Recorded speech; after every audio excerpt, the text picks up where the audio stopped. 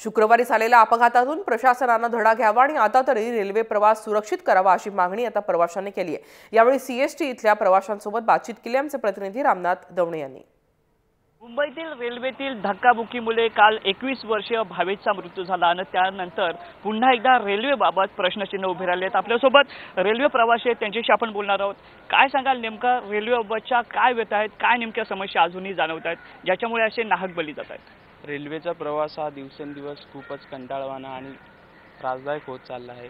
रेल्वेच्या फ्रिक्वेन्सी वाढवायला पाहिजे। प्रशासनाने रेल्वेच्या संध्याकाळच्या वेळेस जास्त फ्रिक्वेन्सी ठेवायला पाहिजे। परत बोग्यांची संख्या वाढवली पाहिजे। रोजच तुम्ही प्रवास करताय, सकाळची वेळ असते, मोठ्या प्रमाणात गर्दी असते, धक्काबुक्कीचा प्रयत्न होतोय, त्यामुळे या सगळ्या समस्या समोर येत आहेत।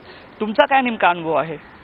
रेल्वेचा प्रवास हा कंटाळजनक होत आहे आणि काय रेल्वेची वाढत्या लोकसंख्येच्या त्यांनी रेल्वेचे जे डबे आहेत किंवा रेल्वेचे टायमिंग आहेत थोडे चेंज करून त्यांनी म्हणजे 2-2, 3-3 मिनिटाला यांनी रेल्वेचे लोकल चालू झाली पाहिजे। दुसरी गोष्ट अशी की सन्माननीय रेल्वे मंत्री हे आपल्या मुंबईकर असून सुद्धा त्यांचं मुंबईकडे लक्ष दिसत नाही असं याच्यामध्ये आढळून येत आहे। एकूणच त्या पद्धतीनं गर्दी जी आहे ही कमी व्हायला हवी आहे, याविषयीची काय धारणा आहे तुमची? कशा पद्धतीने प्रशासनाने नियोजन करणं गरजेचं आहे, काय वाटतंय?